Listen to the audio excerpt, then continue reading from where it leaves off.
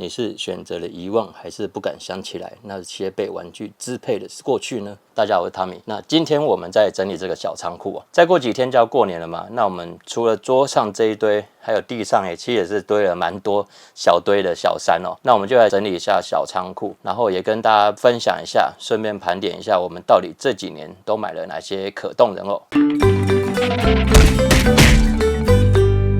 我们的第一个就是当然孤独的美食家松中丰这个人偶，因为我常常在玩，我已经没有放在盒子里面了。孤独的美食家，如果你喜欢的话，你一定要收藏这个人偶，因为它做的惟妙惟肖的。然后这个我有拍过开箱影片，那时候还打错字，打成松丰重，对，就感谢网友帮我改正这样子。后来我又买一个它的这个版本，共有3个版本，一个就是它是穿西装的，然后一个就是穿这个衬衫，然后还有一个是跟这个一模一样大盒的，然后是穿西装外套，对。那这种大盒就是里面有附这样子一人烧肉的桌子，再来是原子。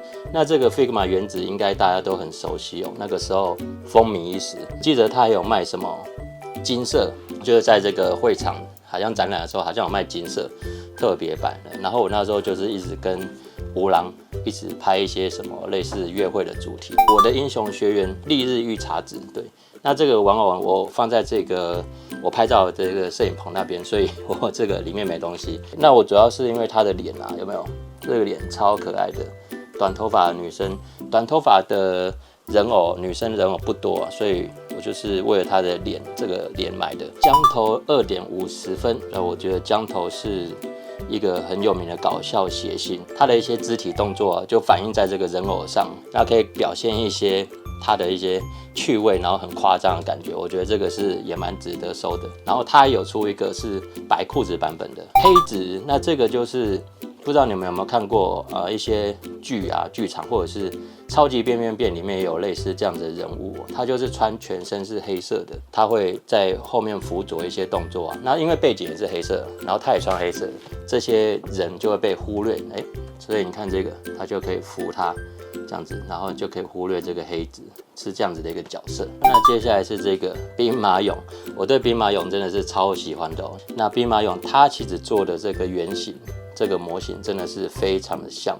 铁道运转式酒池，那这个就是 Tommy Take 那个时候出了很多的铁道模型，最有名的梦幻一品就是日本电车的那个车厢模型1:12的，知道太晚了，那个东西已经停产10年。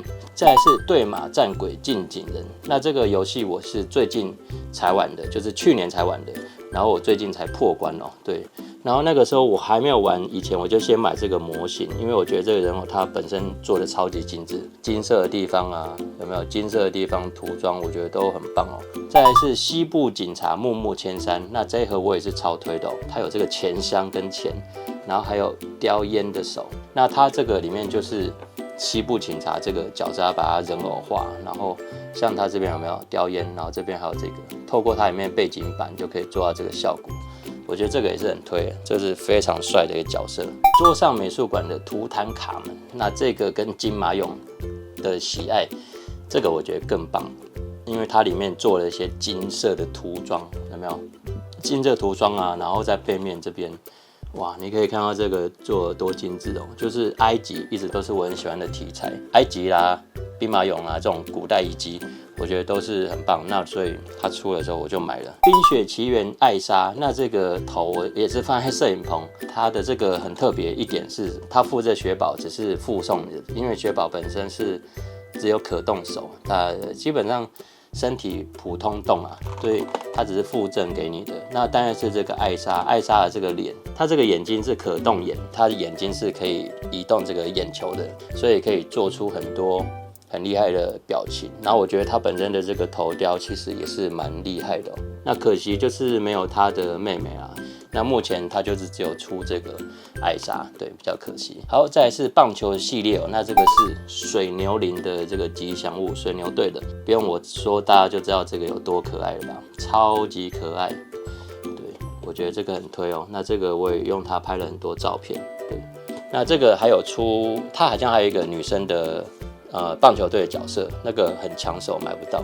阪神狐，那这个已经是很常青的角色啦，就是你随便买都买得到，然后可以这样子，有没有？这个就是也没什么好介绍，就是买一个这个吉祥物的概念。中日龙，那这个中日龙它有2个版本，一个是白色的，一个客队一个主队，然后它就有蓝白2个球衣。那可动的话是一样的，只是说它就是客队主队的衣服不一样。好，那到这边这个 Figma 就全部结束啦，就用这个球团的这个吉祥物来当一个结尾。接下来是 NECA 系列那这个是恐怖系列安娜贝尔。NECA 系列就是小狗短袜电影玩具，它超多的，然后当然哇超恐怖的，有没有？然后里面还附赠一个，就是他坐在里面的这个盒子箱子里面，然后这边还有贴纸说，这个请勿接触它，这样子，请勿 open， 对。那这边就有一个实拍照，那这个是我觉得做的惟妙惟肖的。安娜贝尔系列的电影，其实我是觉得都蛮好看的，所以那时候我就收了一只。再来是异形，那这个异形我买的是有一个淡淡的版本，对，淡淡在这边。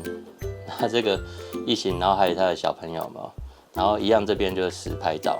这个我觉得是超经典的，我买的是忘记是几年的就是最古老的那个异形的版本。对，我喜欢的东西都不喜欢是那种后来变来变去的。再来是当然恐龙，那这个也是初代这种东宝一开始出的恐龙，然后是65周年的东西，对，很酷那这一盒超重的，然后大概是这样子，就是很简单，就是一只恐龙。然后这边它有这个透明的那个剑，透明的这个，它其实就是这个放射性的火焰这样子。对，我觉得这个很酷那这一盒超级重，然后喜欢哥斯拉的话一定要收。那我刚刚发现我这个衣服里面都是汗，就是刚刚一直搬东西。然后我们再来是有没有看到3D 的这个盒子？它本身做这种特殊的印刷3D 的，那它是这个13号星期五，这个有点黏。当然，哇，13号星期五。杰森，那之前很久以前我念高中的时候，我哥有送我一个杰森的面具，这个在台东手创馆买的，然后是夜光的超酷。那时候我超喜欢，这后面就有它的这个实体的合绘，我觉得很棒。那你仔细看一下，可以看到这个刀其实是有点像刺向你的感觉，有没有？对，所以我觉得超酷。那这个也是算是它蛮初代的版本，就是它最原始的造型。当然，再来是 Frank 钟楼怪人，然后它是黑白的你看很酷它是黑白版本。那它一开始就是出黑白的，然后后来有出一个彩色的，打开给大家看一下。当然，它这个比刚刚那个安娜贝尔更露骨，直接跳出来感觉。那你有会打光的话，可以拍成它这个样子这边都是它的实拍照。我觉得NECA好处就是这样子，它拍得很像电影，把你手上的玩具拍得很像电影这样子。然后附了3个头雕跟什么手铐这样子。那他后来也有出那个什么手术台，就是他电影里面的那种手术台。然后我没有买啦，对，我是喜欢人就好了。恰吉，那这个也是大家有些人看这个电影会害怕。那这个电影我是已经是很长大的时候我才看的，所以我觉得算是有趣的电影啦，对。那这个恰吉虽然说，你看它这个照片算起来很恐怖但是它的玩具你也是可以拍出可爱的，像中间这个表情就很可爱对。那但是像这个表情，它就是很恐怖，它烂眼是烂一边，这个烂一边的，那它就是这个脸，对，这个脸，对。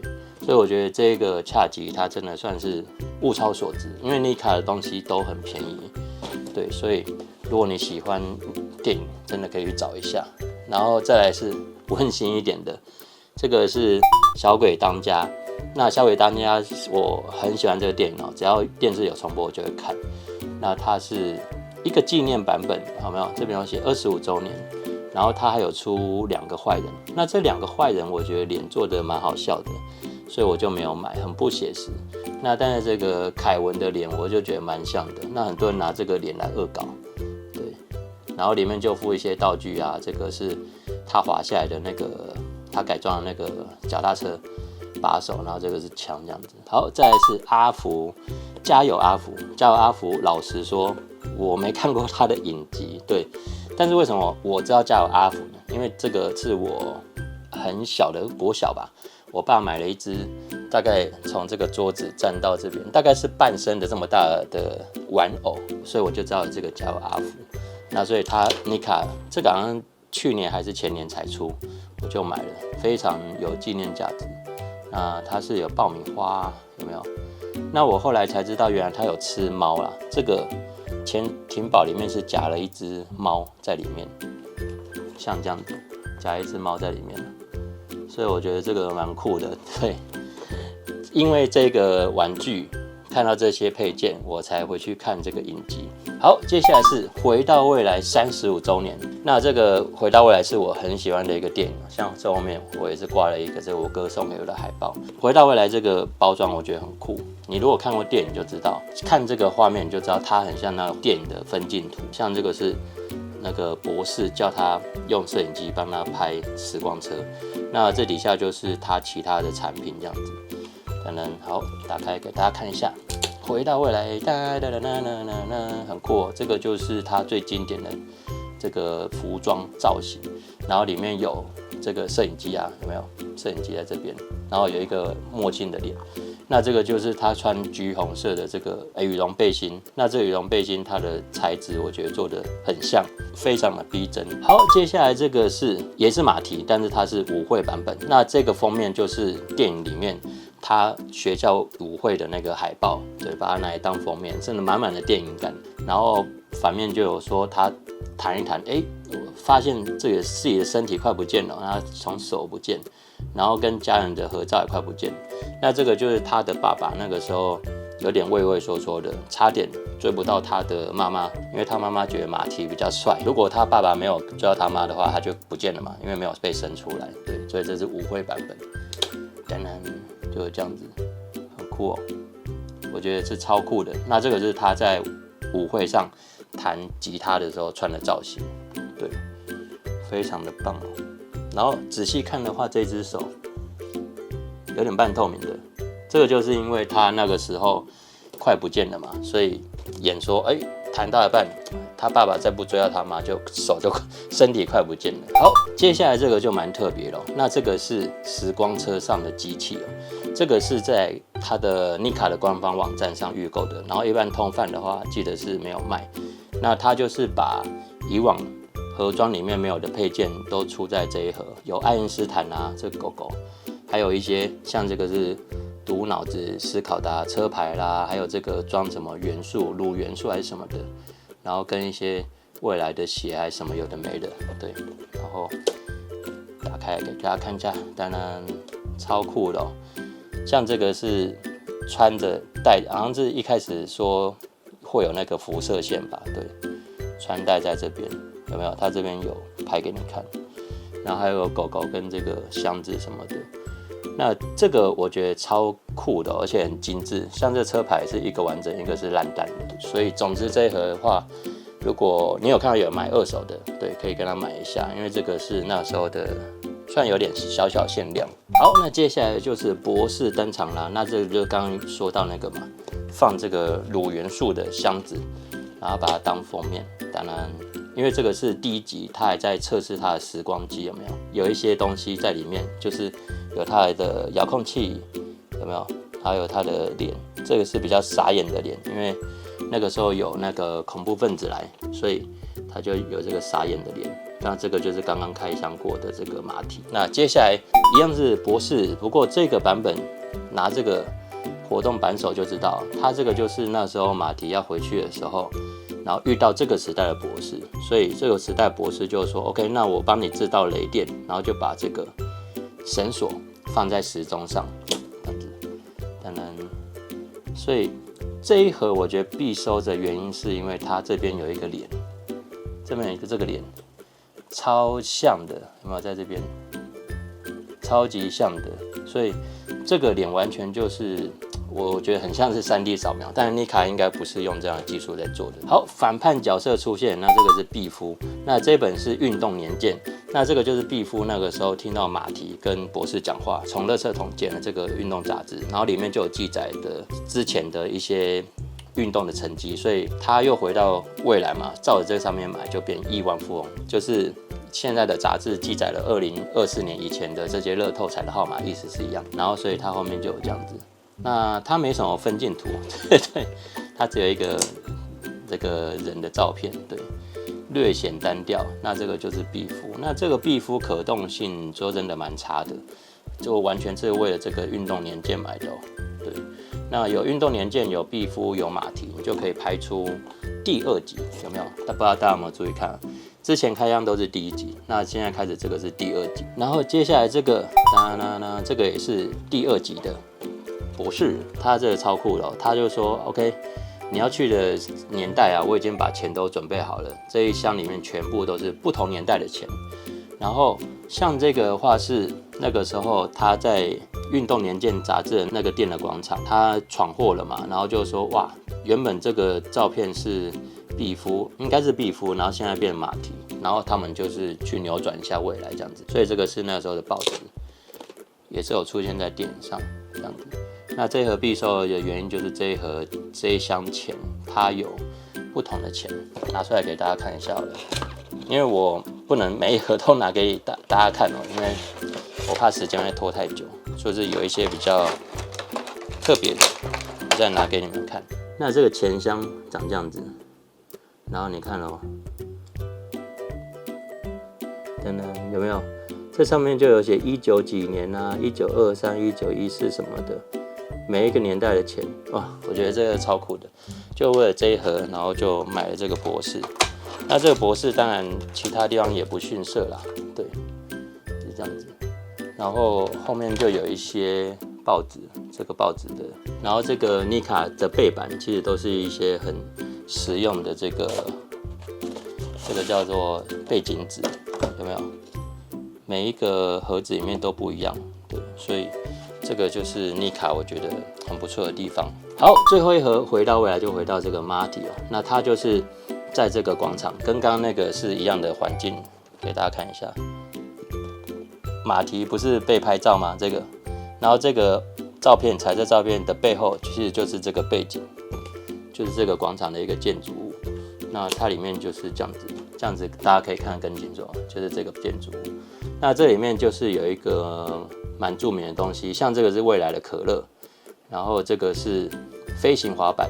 那我记得在电影里面这个滑板好像是写美泰尔，对，然后好像因为版权的关系，所以美泰尔上面这2个小小圆圆的 logo， 这2个就换成了妮卡，对，要不然要付版权费嘛，这是可以理解的。好，接下来就是大家熟悉的忍者龟。那这个忍者龟我开箱过，拍过开箱影片，多纳泰罗啦、米开朗基罗啦等等的这些名字，都是我们小时候的回忆啊。这个也是他初代的一个角色哦，也是一个他的初代的造型，有没有？这样子，初代造型。然后他也有出那个这个年代的版本，也有出那个卡通版本的，对。我也想收那个卡通版本啊，因为那个卡通版本也是陪伴我小时候长大的。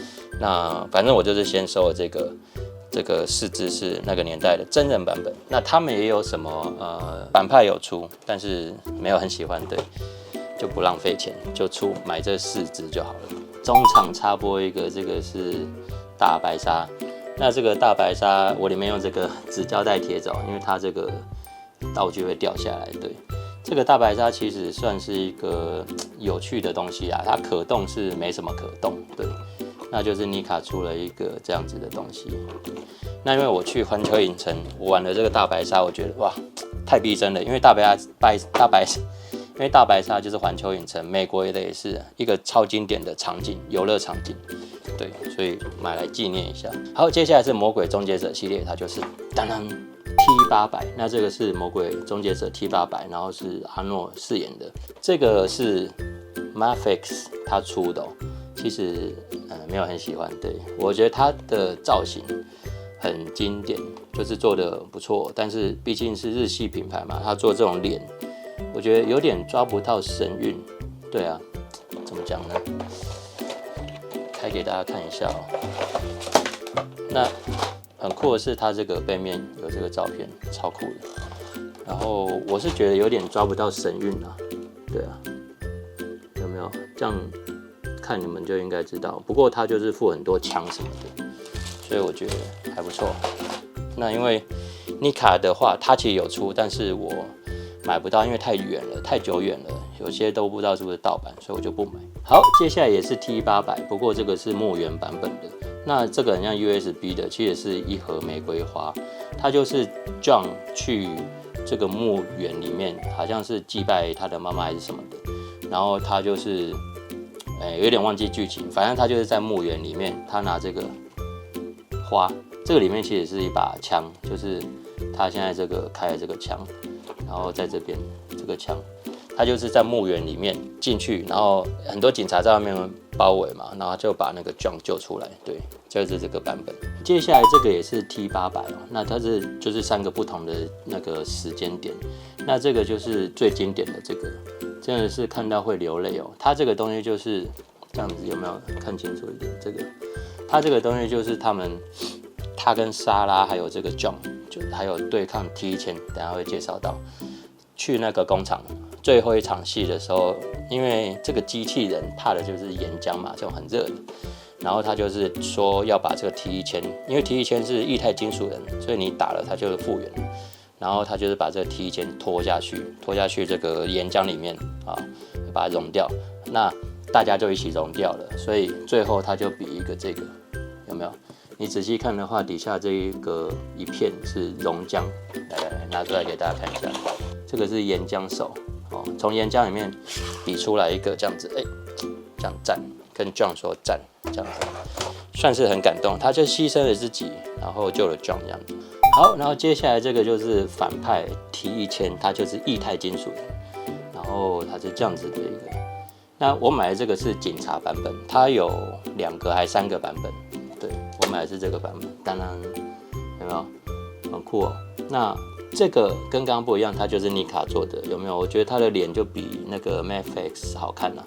那这个就有这个头，这个头就是这样子银色的，这样子。那他就是被阿诺轰这个大的枪轰一下，然后他的头有没有？就这样裂开了，因为它是液态的嘛，它不会有那种硬的东西破掉。银色的头，没有？我觉得这个银色涂的超漂亮的，这样破掉，所以这个算是很经典的一个角色，然后它的一个动作这样破开，我觉得很棒。好，接下来这个就是也是反派，就是那个金属的骨头人，我觉得这个超帅的。那你们常常看到那个。它有一个头啊，会红色的灯，其实就是这个它的头。对，那这个它的头呢，就是我觉得做的也不错啦，但它就是我觉得如果是 Nikka 来做的话，应该更好。对，那它里面其实蛮聪明的哦，它其实做的很金属哦，有没有？其实做的蛮金属的，然后这个超轻。超级轻，对，就整个都是塑胶。那它有一些这个线啊什么的，其实我觉得做的是不错啦，对。然后收回刚刚那句话，因为Nikka有出，我想起来了，然后我有买，很小的时候买的，我那时候还不知道魔鬼终结者是什么，只是那个时候很喜欢骨头人，对，然后就看到怎么有骨头的这个机器人，我就买了。好，再来是莎拉跟 John 的双人包。John 其实自己有出 Nikka 的人偶，可动人偶，然后他还有一台摩托车超赞的，但是那个已经停产，不知道几百年去了，早就收不到了。现在买可能港版的也收不到，盗版的也没在做这种东西，所以很可惜。那这个是我唯一能买到，就是有莎拉跟这个 John 角色的可动人偶，对，虽然比较可惜啦。然后它是第2集的版本，所以就有这个一些。那时候机器人很强大，在叛变，然后打开里面是这样子哦，莎拉跟 John。那这个莎拉我觉得做的蛮不错的，脸算蛮真实的。然后 John 的话也不错，对。然后中间就有一个这个就是 Judgment Day， 那个叫什么？就是那个时候机器人那个科学家，他们就是说，他发明的这个天眼。然后他就说要去把这个天眼干掉嘛，把这系统先毁掉，在你还没做好之前。然后就去实验室。那 John 看到这个算是初代模型原型，这个机器人的原型还没有做好，还在研发，要把它打掉。对，所以它有一个这个模型在里面。然后接下来就是也是尼卡出的，这个就是阿诺跟莎拉的老年人版本。这个时候没有 John， 它的这个时间点不一样。对，然后这个就是老年的版本。我是觉得说就是买一个纪念啦，对。而且做的蛮真的像这个脸超级真，莎拉的脸很像。那阿诺我觉得就见仁见智，对。但是莎拉的脸，这个尤其是戴墨镜那一张脸，超级像，超级像。然后这个就没什么和会这样子。好，接下来是魔鬼克星，对。那这4位主角呢，就是魔鬼克星初代电影的元老，对。那比较可惜的是，这一位他就是过世了，对。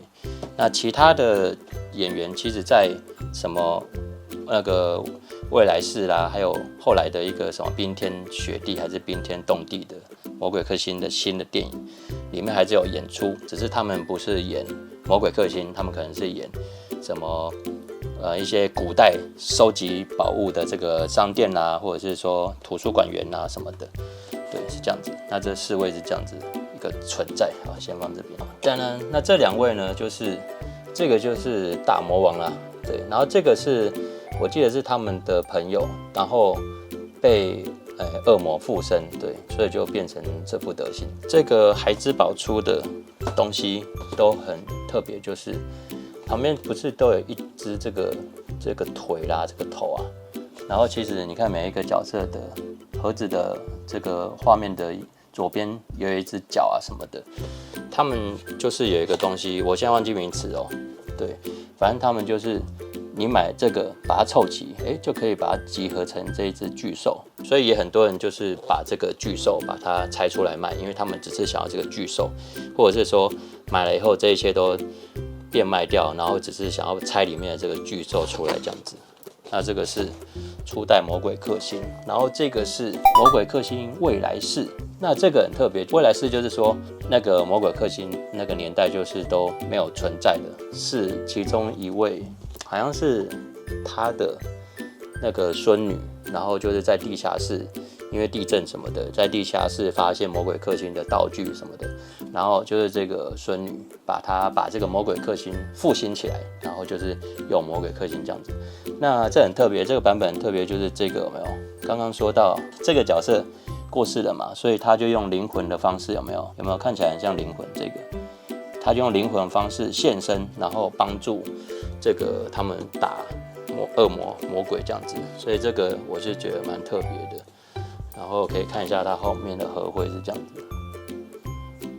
对，然后这个未来式的东西那个时候都不太好买，因为那个时候魔鬼克星已经过了很久了，然后突然拍这个未来式，然后大家就是有点风靡，对，所以这6盒算是那个时候找很久。那这个就是一个非常经典的，那这个就是魔鬼克星，我觉得非常的推。如果你喜欢这个电影的话，接下来也是我超喜欢的电影，就是《哈利波特》。那这个就是 SHF 出的3个主角，荣卫斯理啊、妙丽啊，还有这个哈利波特这样子。那他们的角色，我觉得都非常的好看，所以这一套你们一定要收，超可爱，还有附一个黑莓，有没有这样子？然后荣恩卫斯理的脸，我觉得更好笑，就是他把他的脸弄得惟妙惟肖的，有没有？然后他后面还有一个衰脸，这样衰脸我觉得也是超好笑的。然后妙丽的话就是智慧的象征啦，这样子给大家看一下妙丽，哦，超酷的哦，很可爱，妙丽，对。我觉得这3个大家都可以收，然后再来是比较可惜是已经过世的史内普，长这样子，有没有？其实脸都超像的。史内普打开给大家看一下，有没有？史内普，然后他们后面的和会就有这种，说你怎么可以怎么拍，然后里面有附什么东西，然后妙丽的也给大家看一下。妙丽。那史内普就蛮酷的，史内普是在一个环境里面拍的。那接下来这个是它的前传还是外传，就是怪兽与它的产地，这个是纽特。那这个就不是 SHF 出的所以这家公司出的，我觉得都小小可惜。其实脸说真的没有很像，对。那实体就是这样子就是实体就是跟这个照片是一样的，因为 SHF 出了这4个角色以后就没有再出别的角色了，所以真的很可惜。好，那哈利波特里面呢有一个反派角色也是一定要收的，他就是伏地魔。那这个是麦法兰出的就是麦法兰其实他也有出别的角色，但是他的其他角色我觉得怪怪的，所以我就收伏地魔。那我蛮喜欢这个鹰马的，对，鹰马如果有找到便宜的，我们再收一下。那这个里面伏地魔。Sorry， 它有一个底座，对，它有一个塑胶的底座，哈利波特的，让你的伏地魔可以站在上面。然后它里面有一只这个蛇，那这个蛇看起来好像是只是做个造型嘛，其实它是记得是稍微可动，对，它可以这样扭一下，它这上面就头啦，头有没有？头跟这个身体算是比较大部的地方就这样扭一下，然后伏地魔的本人，因为我觉得很少有人收伏地魔，觉得包装有点两光啊。对，伏地魔本人是这样子，他就是穿一个袍子那但是我觉得麦法兰里面就这个伏地魔的脸，来给大家看一下，最像，有没有？我觉得这伏地魔的脸真的超级像，然后。它当然是可动，那可动就是没有 SHF 那么好，而且它也是没有附什么手，它只附一个它的魔杖在这边，对，魔杖一只细细的。然后这个衣服基本上它就是穿一个布做的，然后里面是黑色素体，这样子伏地魔。如果你是拍照的话，其实这个还蛮够用的，因为伏地魔很像。好，接下来我们有火影忍者，那我们有。卡卡西老师 SHF 在这个火影忍者系列真的是做的超好看的，然后他也有附一本这个亲热天堂的这个书。那我们去这个探险樱花村里面也有这个1:1的人像，所以对这个亲热天堂的那个内页我们就看了一下，空白的小樱春野樱。那这个春野樱我觉得它也是惟妙惟肖的，然后它有附那么多表情，有可爱的妩媚的，还有那种翻白眼的，对，所以我觉得必收，而且价钱也不贵。好，那再来我们当然也有主角啦，就是 Naruto， 那这个有小孩子的版本，这个是小朋友版本，然后再来这个是长大以后的版本。那其实这个就是可动都差不多，只是它的外观不太一样，对。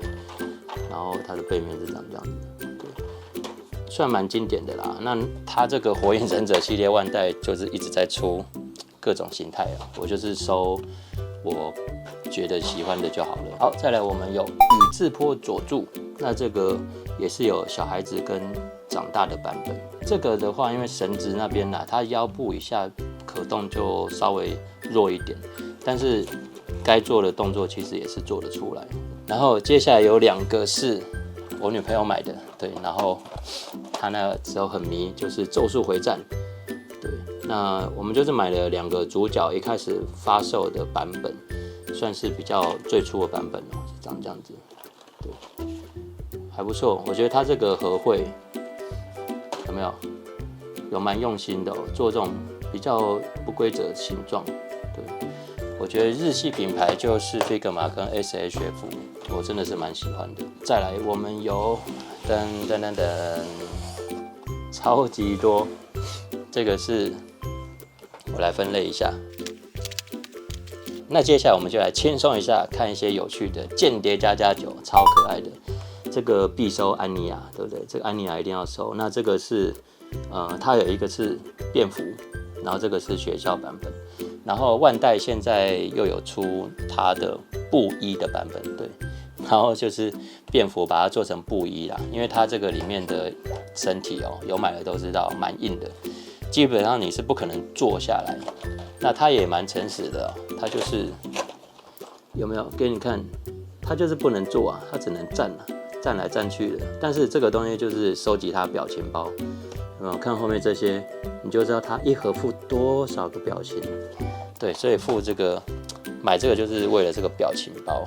还有这个狗狗叫什么庞德，对，那这个庞德的可动就出在这一盒上，但是他没有给这个沙发可惜呀。这个如果他要给沙发的话，我觉得更好。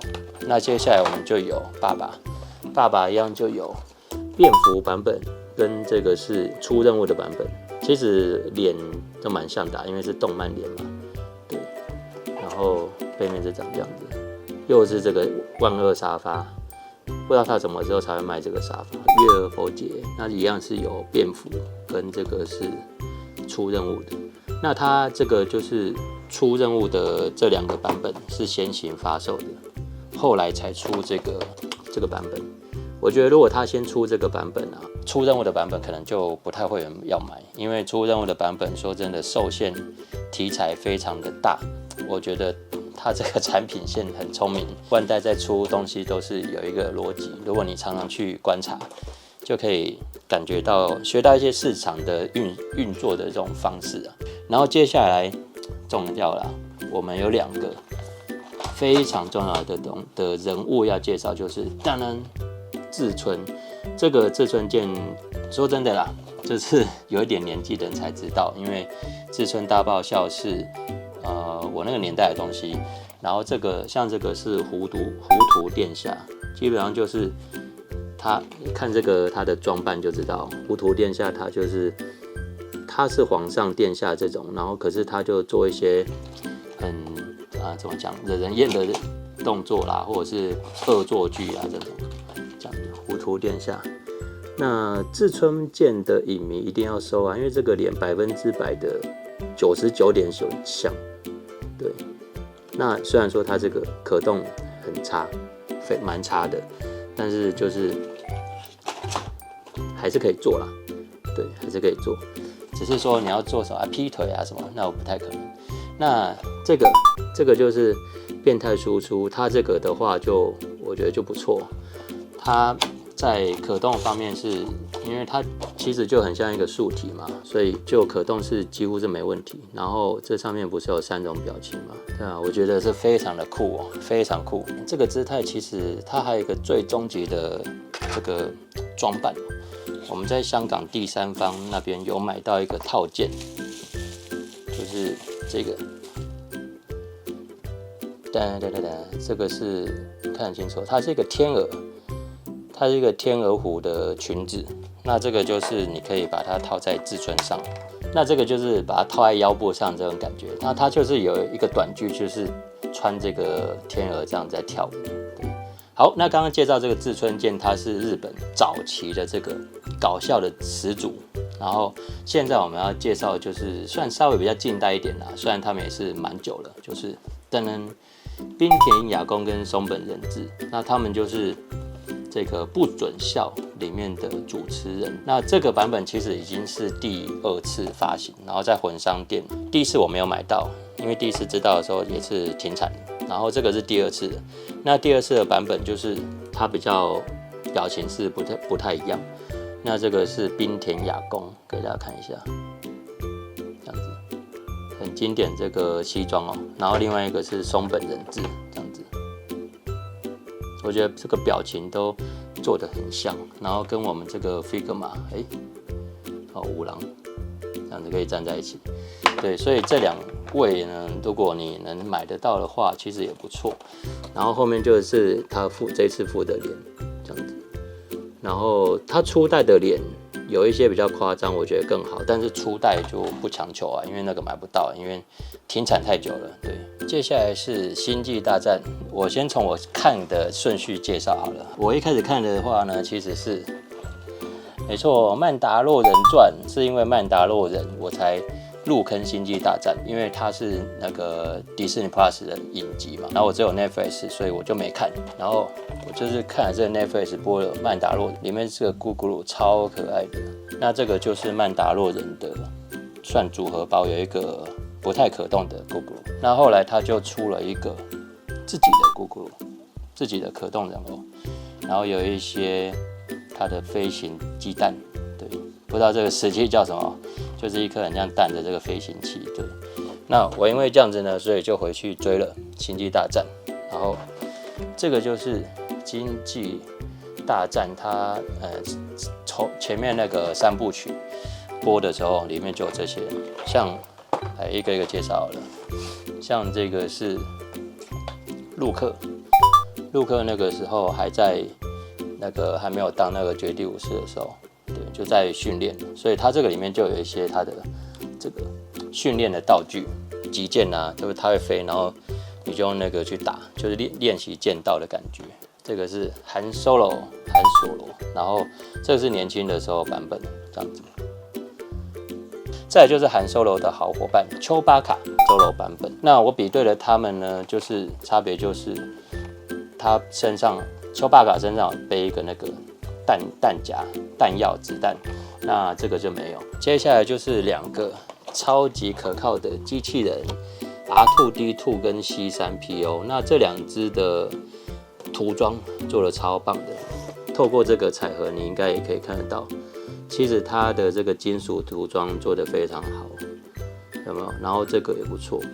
对，那这2只是我超喜欢的。好，那他们那么认真呢，其实就是在救这个莉亚公主。对，然后莉亚公主的头很像那个 Mr. Donut 的那个绵羊的，有没有这样子？这个发型，对。那莉亚公主其实不太能做，因为她的这个裙子是硬的。万代这个 SHF 就是造型非常讲究，可动就不一定。然后里面有2个反派，就是这个白冰应该大家就是非常熟悉啦。那白冰的话，其实孩之宝做的也很精致，孩之宝的版本便宜很多，所以有很多人其实是用孩之宝去撑场面，就是因为它很便宜嘛，所以可以买多只一点。那再来就是这个超级难买，这个是魂商店限定尤达大师。你收集星际大战怎么会不能没有尤达大师？所以后来我终于买到了，给大家看一下尤达大师，然后它还有一个它的座。它可以坐在上面的，有没有？上面这个毛，它的头顶的毛做的也很漂亮。那再来，我们就有非常重要的角色，也是大家很熟悉的黑武士。那这个黑武士它出超级多版本，我就是挑其中一种。这个它有这个坏掉的头雕，有没有？这个坏掉的头雕，这个这样子。所以这个我觉得很有价值，就买了。这个版本就是它有分说，它里面这个衬衣跟外面这个披风是硬质的好像就出2个版本。然后我这个是里面的衬衣是硬的，然后披风是那个布质。一开始买硬质的大家就很不高兴，那你为什么一开始不出布的？然后接下来这个版本让大家更不高兴，欧比王这个版本。然后这个版本差别在哪呢？它的这个衬衣跟它的披风全部都是布料，对，因为一开始的这个黑武士啊，它其实是不太能做，因为它里面的衬衣是硬的一片，跟那个莉亚公主的有点像，所以你只能拍站着。那这个我们就可以拍坐着了，因为它是全部的布衣啊，非常的软，所以就非常的 OK 啊。然后再来是瑞，那瑞我有2个版本哦，是这样子。女主角的话，我就是拥有的不多，是这样子。然后还有一个女主角是忘记叫什么，她就是魂商限定的，然后一直都买不到。再来是陆克，那这个陆克跟曼达洛人是同一个的时间轴。这个东西就是那个曼达洛人终于找到 Google 的归属，然后陆克就说、哦、OK， 那我就把他带走喽，就所以他这边抱着这个 Google， 对，那这个就是曼达洛人，好像第1季，然后他这个陆克的这个造型出现在第1季最后一集的这个最后一幕，对，就把这个 Google 带走了，对，所以姑姑后来就是又出了一个系列嘛，就是曼达洛人与姑姑。然后这个是里面的机器人，这个是我们去日本买的。再来我们有这个凯罗人，那这个也是去曼达拉可以买的那这个凯罗人是没有披风的，可以大家看一下，算是初代了吧？对，因为它出超多版本，它出了3个版本，一个是有这个没披风，一个有披风，然后还有一个是这个面具好像坏掉了，对，反正就是有3个版本。然后再来这个是斑，那我那时候是觉得说它这个老年的头雕做的超像，所以我就买下来，因为它也不会太贵。再来这个是杜克公爵，也是在曼达拉可以买的，然后它就是有一个这个蛮帅的披风，它的这个暗红色披风，杜克公爵。那像这类的角色就是比较难买。好，再来我们有金奎刚跟达斯摩，那这个达斯摩是有披风的版本，然后金奎刚是这样子，2个都是比较新的然后你看达斯摩超帅的，然后金奎刚是这个最强老爸连恩尼逊演的，所以我觉得哇，这样少少的钱你就可以拥有一个那个连恩尼逊的头雕，多棒！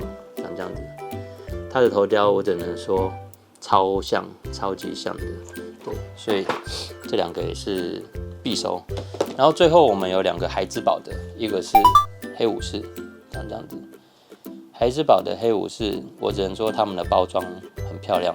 为什么大家会买这个孩之宝版本？因为初代的黑武士是刚刚有讲嘛，衬衣披风都是硬硬的塑胶片，那这个是布质的，所以孩之宝的黑武士呢，一开始很多人喜欢，对，在还没有出那个全部布衣的这个版本以前，对，所以大家就会买这个来拍，因为它可以坐着。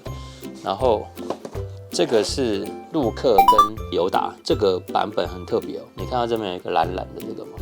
它就是可以演这个，对，它可以把这个尤达背在身上。虽然说这个孩之宝这种玩具啊，就是比较粗糙嘛，也不能说粗糙，就是他们的成本还是怎么讲，就是孩之宝的跟 SHF 他们的比重不一样，他们着重的就是游玩，那 SHF 着重说，我的这个造型很棒，所以孩之宝它出的东西就会很多种题材，星际大战孩之宝出超级多，像SHF 就没有办法办到说把这个尤达给它背在身上，所以孩之宝版本也是可以观察的一个这个产品线，我觉得也是不错的。接下来是鬼灭之刃时间，那鬼灭之刃我一样也是收了主角群而已先给大家看一下这个豪华的，这么豪华，那这个你看一下它这个有没有还烫金就是看得出来他很重视这个市场。那这里面少了一个猪猪，对，猪猪我买的是这个 Bombastal 的版本，对，那等一下再跟大家讲一下为什么买这个版本。这个其实它的背后都是有它的合绘，它当然也会拍一些这个示范的照片给你看。它是一个袖套，哇，后面的这个就是又不太一样，对，后面它的背面就不太一样。跟袖套的又不太一样，这样，我觉得这个就是很酷。然后有一个祢豆子嘛，等一下跟你说它比较贱的地方在哪。我们先看一下善意长这样子，哇，也是超级帅的善意。然后它就是有一些搞笑的脸啊，有没有？在这边搞笑的脸，然后它的脸是这样子，超级有趣。然后再来是祢豆子。祢豆子就是比较可惜，它这个硬的嘛，它这个也是硬的，它的可动就是没那么好，所以如果你要换一些比较特别的姿势，你可能要换它的裙摆这样子。那这里面有说，刚刚有说一个比较贱的地方，就是你以为你拥有这个缩小版的祢豆子，你以为你拥有这个，你就可以给它背在身上吗？ダメです。木箱在这边有没有？所以你一定要买这样子一套2盒，它才会有这个木箱。这个木箱是可以装进这个缩小版祢豆子的，然后就可以像这样子把它背在身上。对，所以这个是厂商的阴谋啊，就是你这样才能买很多。然后再来这个是大哥帅哦。那我一直都觉得大哥的脸啊，这个眉毛有点布袋戏啊，对，歌仔戏的感觉。那这边就有附他的那个麦的这个便当在这边，然后也有附这个筷子的手，所以你就可以拍他在吃饭，有没有？这边，这边。那现在我们来讲一下，噔噔，伊之助为什么买的是这个绑 Bristow 呢？我就不先给你们看盒的反面了，因为会露馅。好，先这样子给你们看一下，这个是伊之助。那伊之助它跟 Figma 的差别就是它这个裙摆，它这个裙摆做的可动是稍微大一点，那 Figma 是比较多片，所以它的可动就没那么大。那这个鬼灭之刃，如果你看那个无限列车的话，就有一个桥段是伊之助他们都被那个绑那个绳子有咒语的嘛，他就会睡着，然后睡着了后，然后我再去里面砍你的这个核心，你就挂了。但是伊之助的梦里面是有一个桥段，他是三大王，然后他有3个仆人，就是祢豆子啦，然后那个善逸啊跟炭治郎变的这个小朋友的这个仆人。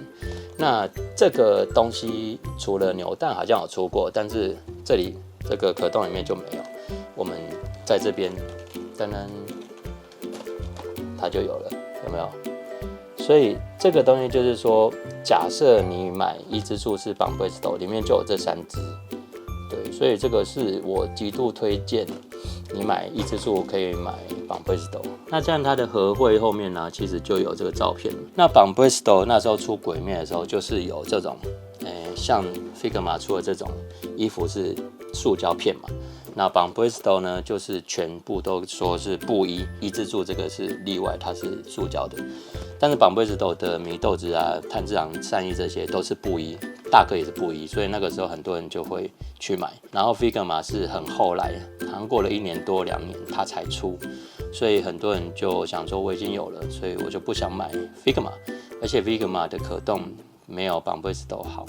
但是为什么我没有买绑 Bristow 的其他版本？因为他们绑 Bristow 有一个很奇怪的点，就是它的腿做超粗的，像这种腿啊，有没有？像这个腿，它是有裙子还好，像这种炭治郎的这种大腿的地方，就会做超粗的。然后我没有很喜欢那种比例，对。但是有的人很喜欢，就见仁见智啊。就是买玩具本来就是买你喜欢的。好，那接下来是比较杂的，我没有。当然，印第安纳琼斯，那这个是孩之宝出的，哇，它的盒绘很漂亮哦。印第安纳琼斯是因为后来又有电影再演了，就演一个新的电影。然后我们去环球影城的时候玩的时候，我就觉得哇，那个设施太逼真了。我就不爆雷，你们自己去玩。对，然后盒子这么大，里面有一些配件。值得一提的就是这个，这样子，哇，这个真的很像真的石头的质感，然后上面是这个草，那这个东西是可以，里面是这样，它可以推出来，有没有？那它这个东西就是说，它上面有一个这个小的这个金色的宝藏，这个小人头。然后会放在上面，然后他去拿的时候，这个就掉下去了。启动机关，对，就是这样。然后印第安纳琼斯本人，长这样子，本人是这样子。其实海之宝这个脸，我觉得是还不错，对。然后可动就一般啦，就海之宝就是这样嘛，蛮硬的，对。那 SHF 的印第安纳琼斯，其实我有买，只是我不知道放去哪里了。那接下来是奇异博士，那这个电影我也是看好几次哦。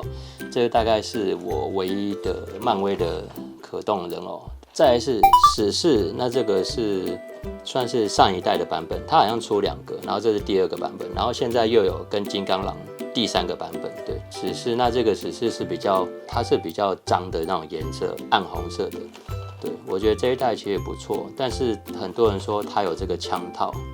就是他腿上有枪套，可是没有枪，对，他没有副枪哦，所以很多第三方就有出这个枪的版本的套件。那再来这个是逃避蜘蛛人，那我就喜欢他这一张脸，在笑的脸，然后还有这个蜘蛛人。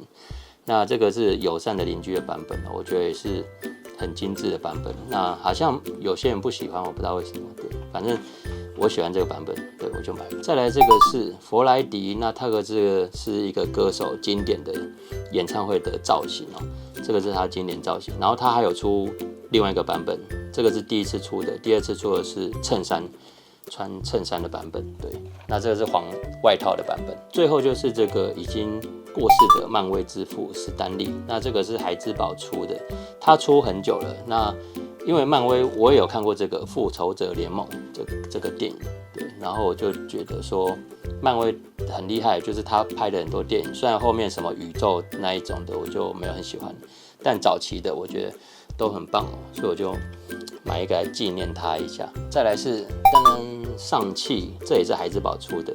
上汽那个时候电影2极化，但我觉得很好看。然后我买的是这个梁朝伟，对，因为我觉得他的头雕蛮像的，几百块钱就可以买到梁朝伟的头雕，也可以把它拿下来跟西装身体一起搭配，就可以演无间道。那这个也是有你买齐上汽的这一些东西，它就会组成一个巨人，有没有？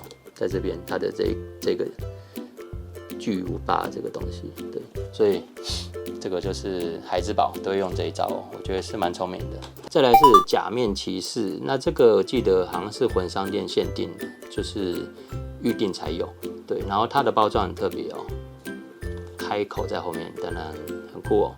那假面骑士其实我小时候有看过几集，然后所以我就收一个当做是一个纪念。再来是 SHF 的李小龙，那它一共有2个版本，一个是这种赤裸的上半身，然后一个是这种死亡游戏黄衣服的版本。那黄衣服我没有买到，所以已经绝版了，就没办法。然后再来一个是50还是几十周年纪念，就是跟这个一样，只是底下有个圆盘写几十周年纪念这样子。那这里面有一些头雕，我觉得很好笑，像这个头雕是那个表情有没有？然后这边可以看一下，但是如果用来拍照，就会很像说很惊恐，说吓到表情，而且它其实可动作超棒，对，可动作超级棒。接下来是岸边露伴在罗浮宫，那我有看过岸边露伴一动也不动，它是影集版，岸边露伴在罗浮宫就是电影版。还没看过，就找机会可以来看一下。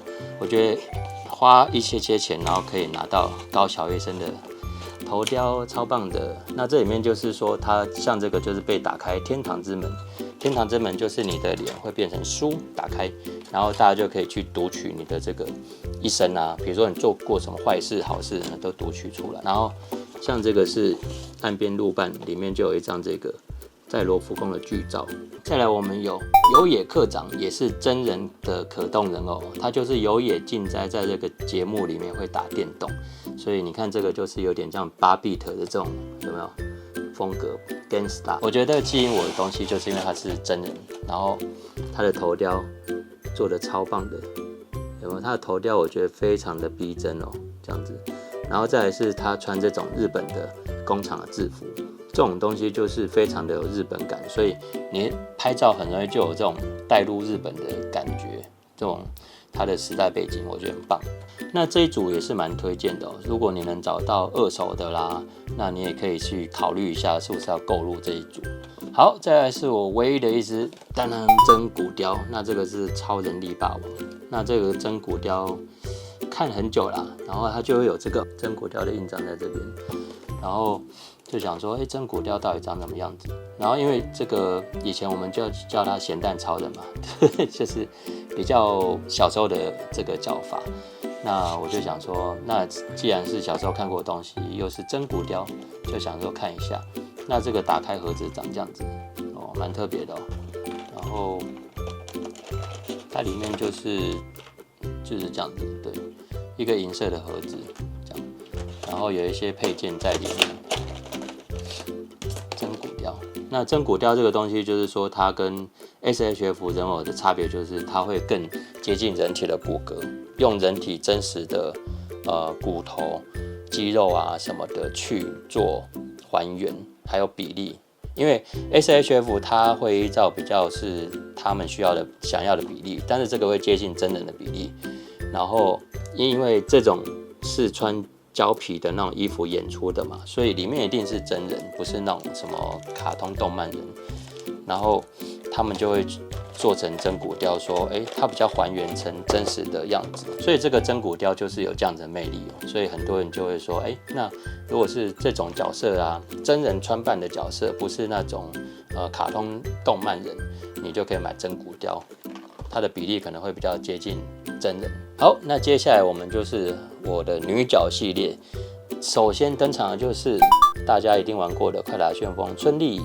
那春丽这个角色，其实在这个什么叫什么，反正就是有别的牌子有出过，但是 SHF 就是前一阵子才出。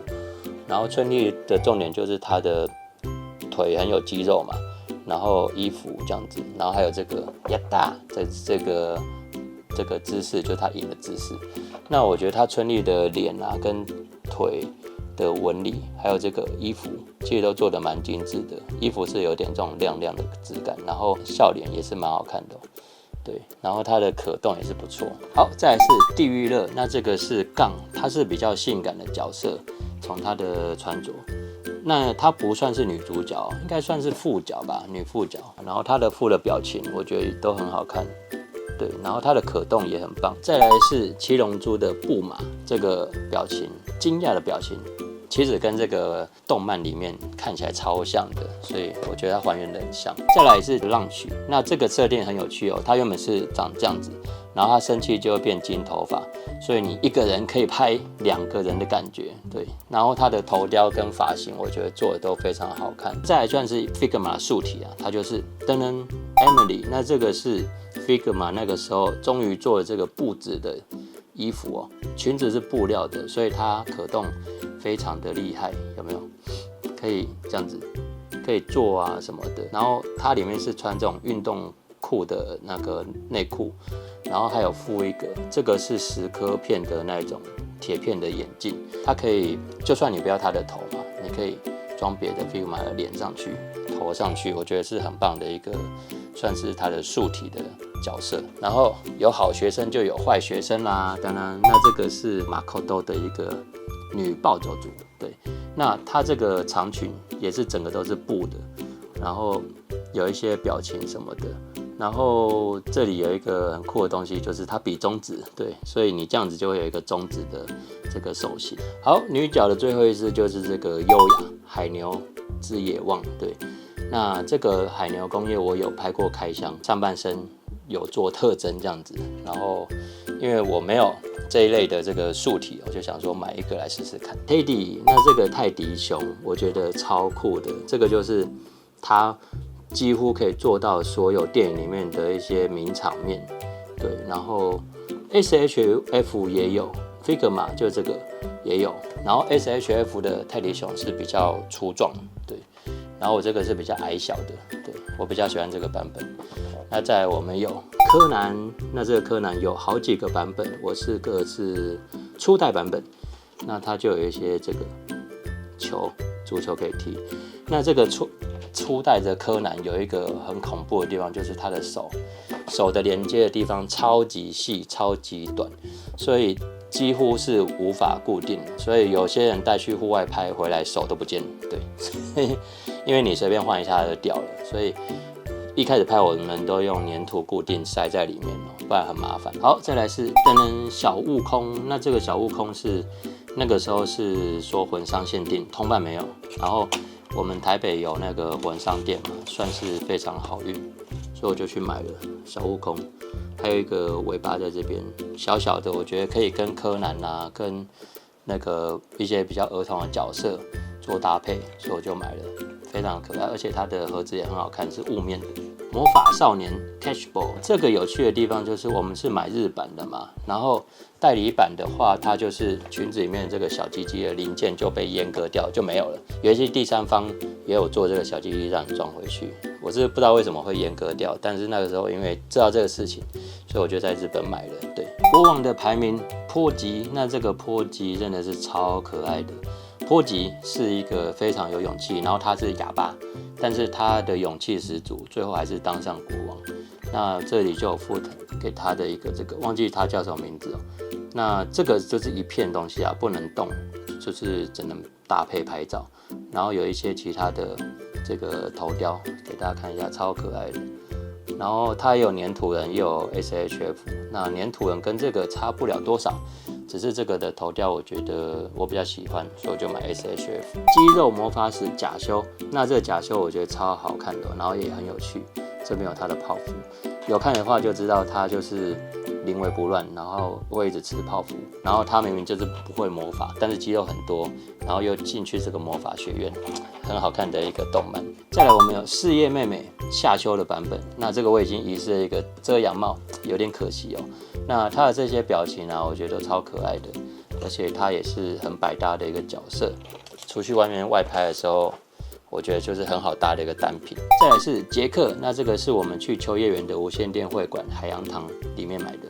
对，那时候他提早休息，对，然后我们就敲一下门，他们还没有完全关起来，我们就说还可以买这样子，因为他就是人家时间还没到，还有10几分吧，然后他就提早休息了。小叮当罗巴魂的，那这个罗巴魂我有买2个，一个是这个野比大雄跟小叮当，这2个是我之前有拍过开箱，然后跟大家介绍是最推荐的版，可动啊道具都应有尽有。再来我们轻松一下，我们有当然樱桃小丸子的粘土人，那粘土人我有的不多，因为樱桃小丸子做成粘土人，其实它也不算 Q 版的，而且又有这个2只兔子跟这个是小老虎嘛，我就觉得超可爱的，所以我就买了它。蜡笔小新，那蜡笔小新与小白有都在里面，还可以这个脱裤子屁股攻击，对，还有他喜欢吃的这个饼干也在里面。这个也是一样，做成粘土人，我觉得它就是不违和，因为我不喜欢粘土人是 Q 版的，但是这种小朋友呢做粘土人，我觉得就很 OK。再来还有蜡笔小新的睡衣版本，那这里面就有小葵，我觉得因为小葵啊好像没有独立出一个版本，所以这一盒拥有小葵算不错的，兄妹可以一起拍这个睡觉，因为它有附这个枕头这样子。那大家一定想说，怎么没有蝴蝶呢？没错，因为这个影片我现在已经录了，已经录了4个小时了，对。然后看到身边这一堆，讲到嗓子都哑了。然后我就想说，不能这个轻松的东西一定要摆到最后，所以等等这一排，对不对？就是胡迪的这个家族哦。那我们先看这个好了，海洋堂出的这个是维尼熊。那维尼熊我觉得一定必收哦，因为你看这圆滚滚超可爱的，然后这个表情，它维尼熊就是有点奸诈，然后又就是用笑来表达，尤其是这个表情超级百搭。然后它还有附一个这个可以。就是让你钻，好像钻到洞里面，觉得这个是蛮经典的。好，接下来是胡迪，那这个胡迪跟翠丝，我觉得最酷的就是因为它是可动眼，所以海洋堂做这个可动眼，我觉得超酷的哦。像 Figma 后来也是有，像那个冰雪奇缘也是做可动眼，有没有？然后它就有附一个塑胶杆在里面，你可以把它眼球可以东看西看这样子。然后我们有胡迪。1.5 的版本就是多了一些惊恐在这边。1.5 的版本它的表情更丰富，然后再我们有巴斯光年，这一支巴斯光年是我在脸书抽奖抽到的，对，因为我原本不想买巴斯光年，但是收到以后觉得，其实它还蛮好看的，但是我到现在还没拆过，对，那个弹力绳啊、塑胶绳都还在，想说当一个幸运符，我第一次抽到东西就抽到这个巴斯光年。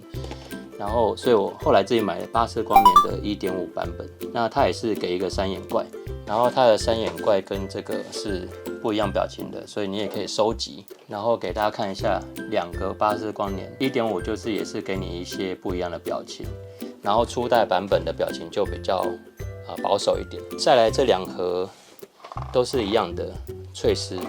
那我买2盒是因为我那时候买不到彩色翠丝，它终于再犯，我就买2盒，对。然后我就是把它交换着用。那这个翠丝就是一样，因为它的可动眼嘛，尤其是这个表情就是非常的生动，有没有皱眉头这个？